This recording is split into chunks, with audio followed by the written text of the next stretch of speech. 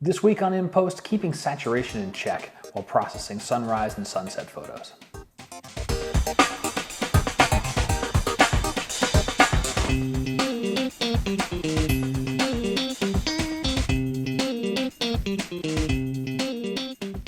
Hi everybody, my name is Scott Davenport and thanks for joining me this week on In Post. Glad you're here. And a quick favor, if you have been watching this feed, enjoying the videos, can you tell your friends, your social circles, your camera clubs? I'd like to see the audience grow. Ideally, I want to get to 500 subscribers by the summer, and so I think that's doable, but I need a little bit of your help. So if you could help me out, that would be great. So this week, I'm talking about or processing a sunrise photo from the Anza Borrego Desert. But the tip that we'll get to soon, it applies for sunrise or sunset or any landscape where you've got brilliant color. And that's pretty common in sunrises. You've got good cloud cover, it's catching lots of the morning light.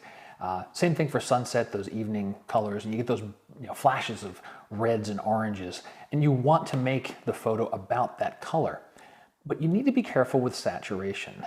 You can overdo it and make what is otherwise a really beautiful scene just look too much over the top. So let's have a look at this photo. We'll do a little work on Lightroom, a little work in On One, and I'll come out the other end and see what we get.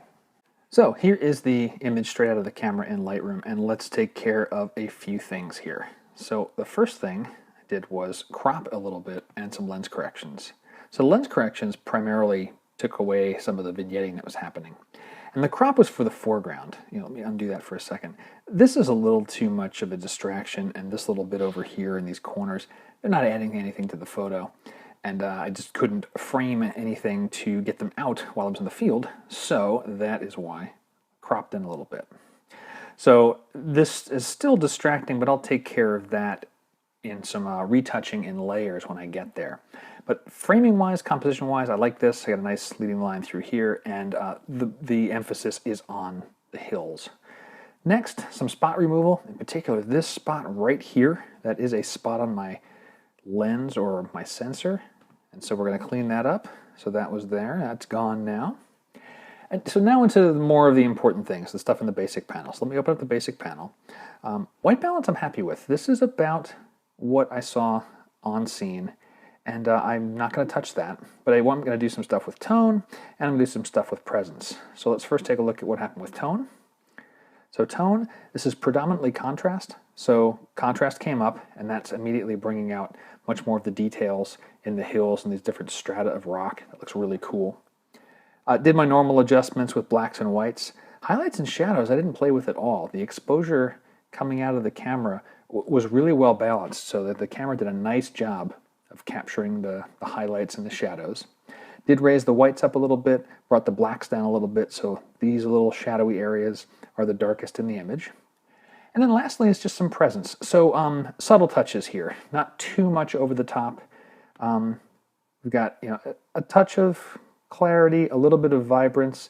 The vibrance brought in some of the things from the sky. I have to be careful with these because, as we'll see even more so when I get into color correction, playing with vibrance, or in particular saturation, there's a lot of reds and oranges, and saturation is, reds and oranges are very sensitive to saturation, so I don't want to be pushing those too far. That is it here for what I'm going to do in Lightroom. I'm going to bring this over into perfect layers, take care of retouching this away, and then move on into effects for some stylization.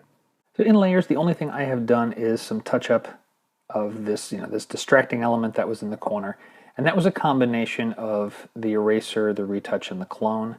Started with the clone tool to get this edge of this foreground rock or cliff taken care of, and then used a combination of the other tools to smooth out this area. It doesn't need to be perfect because eventually I know I'm going to be adding a vignette, and this is not the focal point of the photo. It is really just to not draw the eye and distract it away. So if you're really curious about my approaches to retouching, I have an entire video course on removing distractions from your photos. Go ahead and check it out. And now we're going to get this into effects. So I flipped this into a smart layer so that when I record the effects, or actually add the effects, they'll be saved and re-editable. So let me double click this and get into effects, and we'll check out the different filters I applied. All right, so 5 filters in the stack, and we'll work these from bottom up as usual. So let me start by clicking on dynamic contrast, so we'll just see the effect of this alone. And it is predominantly to bring in details in the hills. You can see there is a masking bug here. So I want your eyes to be on the hills here. So started with the natural setting and just ever so slightly increase the smalls. And I ended up playing around with the shadows a little bit to darken them a little more. And that was, for these deep shadow areas like here and underneath this here, and a little bit on this slope, just to give a little more depth and dimension to the scene. Now for the masking, hit Control M, I did a few things here. So I want the emphasis of the contrast to be on the hills themselves. So you can see here is a large basic gradient. Let me bring up the masking bug, and you'll see I placed a masking bug on roughly the horizon, feathered it out a little bit. I wanted some contrast to show up in the sky because it added a nice texture to the clouds, but not at full strength. So the dynamic contrast is at 100% opacity, and so I'm taking away about 25% of that from just the sky. Then reached for the masking brush and did some brush strokes through the corners, through this little trail here, and through these, this other corner here. I'm not being precise. I'm not using the perfect brush. You can see that this area is a little more masked than this, so I did a couple of sweeps here to give it a little feel of being a little more gradual, and then used the blur tool to smooth those things together. So the end result is that the contrast is at full strength on the hills. There's some contrast added in other areas of the scene, so things look natural and balanced, but certainly your focus becomes, whoops, undo that, your focus becomes on the mountains themselves. So next is color.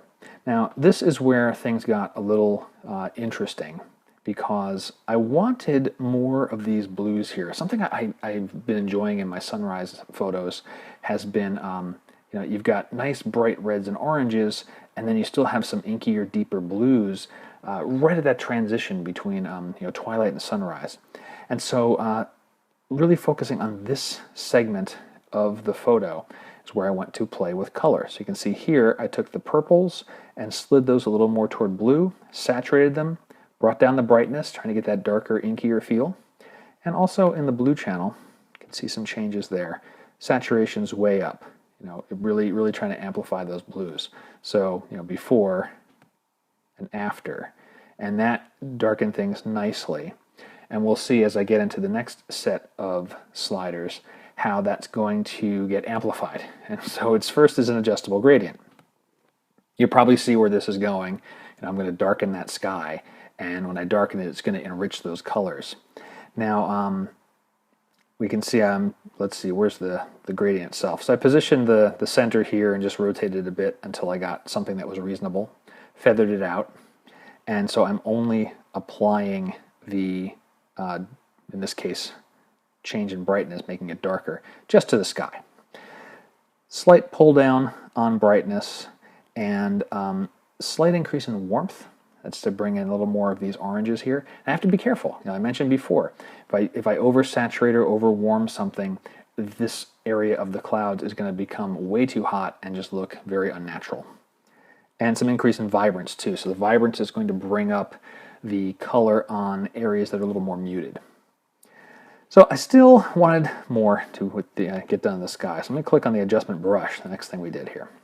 And you'll see that also really deepened those blues. And this was a vibrance setting, so really just pumping up vibrance.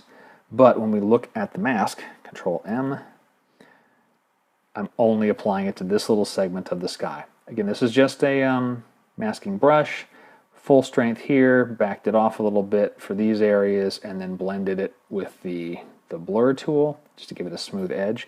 So it's not very well feathered in the sense of a complete graduation.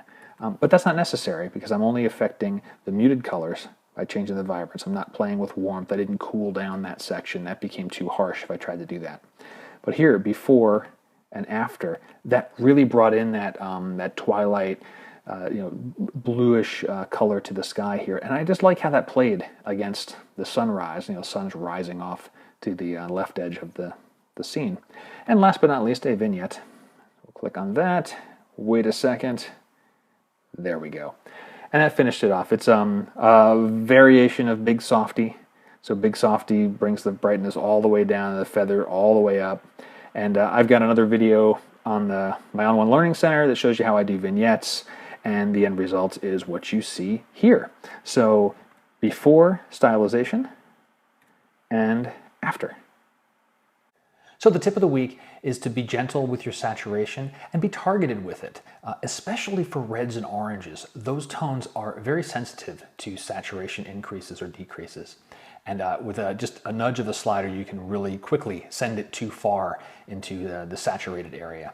And so that's why I tend to turn to a tool like On1 or Photoshop or anything that you can brush in saturation either for targeted colors or just in specific areas, as opposed to more global settings like vibrance or hue, saturation, and luminance sliders, because those affect your entire image as a whole. So keep your saturation in check, and if you need to, target it at certain areas of your image. That does it for this week in post. I hope you enjoyed it, and if you did, let me know. You can send me comments on the video here, contact me through my website if you've got questions. Love to hear your questions. I want to help you become a better photographer, and when your questions come in, it makes me think about my own photography, and it makes me a better photographer. That's the whole point, so we can all get better together. Until next time, my name's Scott Davenport, and happy shooting.